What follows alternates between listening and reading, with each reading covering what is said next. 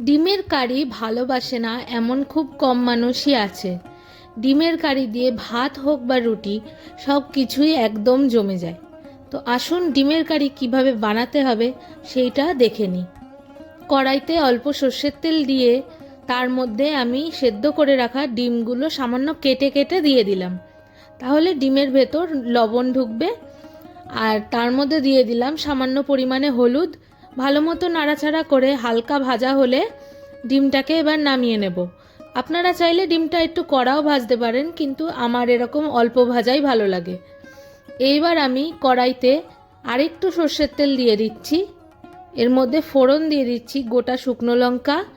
শুকনো লঙ্কাটা আমি ভালো করে নাড়াচাড়া করে নেব যাতে একটা খুব সুন্দর গন্ধ বেরোয়। আর এর মধ্যে দিয়ে দিলাম গোটা জিরে। জিরেটা আর শুকনো লঙ্কাটা ভাজা হয়ে গেলে এর মধ্যে আমি দিয়ে দিলাম পেঁয়াজ, আদা, রসুন পেস্ট।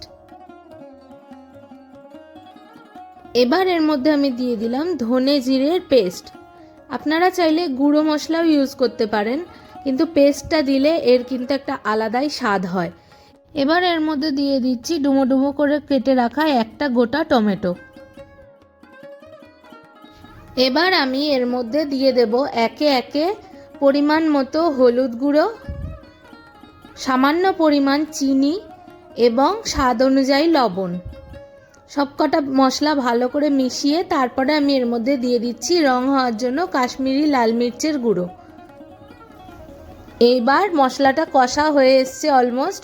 সামান্য পরিমাণ আমি জল দিয়ে দিলাম, কারণ যেহেতু ডিমের কারি হবে জল কিন্তু বেশি দিলে ভালো লাগবে না। আমি ওই জন্য 1 মগ জল দিয়েছি এর মধ্যে। এবার এটাকে ভালো মতো ফুটতে দিতে হবে। তখন আমি লবণের পরিমাণ একটু কম দিয়েছিলাম, তাই আর একটু লবণ দিয়ে দিলাম। এবার এর মধ্যে আমি ডিমগুলো দিয়ে দিচ্ছি। ডিমগুলো একটু আগেই দিলাম, কারণ ডিমের ভেতর না হলে যদি ঝোল না ঢোকে সেই জন্য টেস্ট হবে না।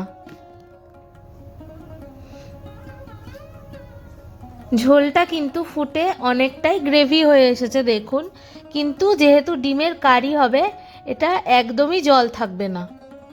ভালো মতো নেড়ে নেড়ে রান্না করতে হবে। দেখুন একদমই এটা কিন্তু জল নেই এর মধ্যে।